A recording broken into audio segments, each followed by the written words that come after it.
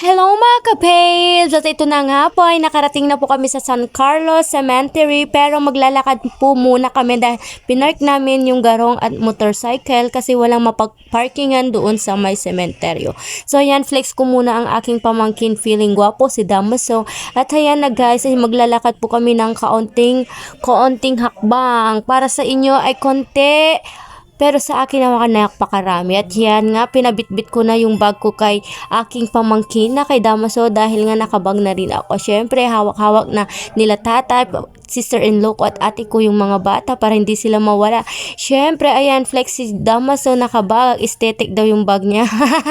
Joke lang. Syempre, hindi na ako nagpahuli dyan na kumapit sa aking pamangkin. Baka mawala nga ako kasi mukhang bata pa ako at ang liit ko nga. So, ayan, syempre, mga bulaklak, kailangan nating bilhan ng flowers si ate kasi dahil sa napaka-busy natin ay ngayon lang ulit natin siya nadalaw, pero kapag nagkakaroon naman ng time ay dinadalaw namin si ate at ang aking lolo at lola at yung pamangkin niyang namatay na atin nila Damaso at si Piping. So namatay yung pamangkin kong babae na si Sandara ay nung ipinanganak na siya is namatay na, as in huminga lang siya ng 5 seconds and namatay na.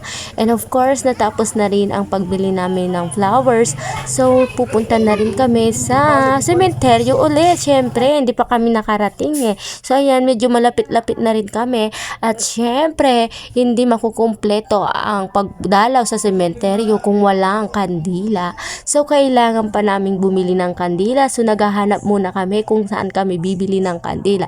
So ayan, natawa yung mga pamangkin kong mga jokers din, sabi niya marami daw bahay, mamili na kami. Sharing mga baliw itong mga hinayupak na to And of course, ayan, nakita na namin kung saan kami bibili ng kandila. And of course, ang sabi naman ni ate na tindera, sabi niya yung medyo social daw na kandila yung bilhin ni nanay, nakapastel talks pa yung babae. So syempre si nanay naman pinagbigyan, bumili siya ng medyo social na kandila. Sabi ko, bakit medyo social ate yung kandila? Kasi sabi niya medyo malaki tapos iba yung color, ay ganun. So natawa na lang ako. Ay, yung mga dalawang pamangkin ko parang bago na sa videos, ayan, napakita namin ang aming mga friendship. So konting chika lang din. And of course, syempre na maalam na kami, so kailangan namin pumunta na talaga sa cemetery kung saan puntod ni ate. So ayan, malapit na kami ngang dumating. And of course, inakbayan ako ng pamangkin ko, baka mawala nga ako guys. Mawatatakot sila pang mawala sila sa akin, baka ako'y wala na silang tagapagtawa sa kanila, yung magpapatawa talaga sa kanila. Sharing joke lang po. Siyempre, bakit nga ba hindi ko nga alam bakit hindi masyadong gaanong maraming tao ngayon? Unlike noon is napakarami. Siyempre, bago kami pumunta sa puntod ni ate, ay dumaan muna kami sa puntod ni lola, yung nanay ni tatay at tita niya si Bae, na kailangan namin din dalawin syempre. So alam nyo ba guys, nasa luma pa kami at hindi naman kami kaya ganyan po yung puntod dito sa may San Carlos. Maganda yan kasi layer.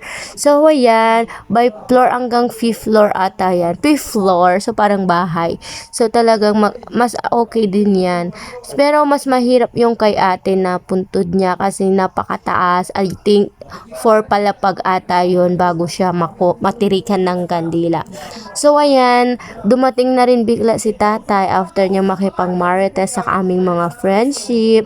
At sige, syempre kwentuhan muna kami at habang nakikwentuhan kami, syempre pinatawa ko muna sila ng very slight para yan sumasayaw na si nanay, hindi na makapag-antay sa kanyang baile. Ayan na nga, nandito na nga si tatay, namimiss na rin niya ang kanyang ina na si Baigasyang. Syempre hindi mawawala ang konting chika lang.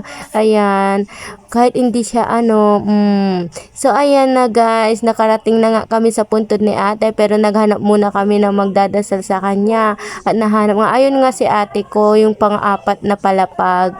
Pangalan niya po ay Michelle, pero we're calling her Ate Leia kasi yun nga yung nickname niya.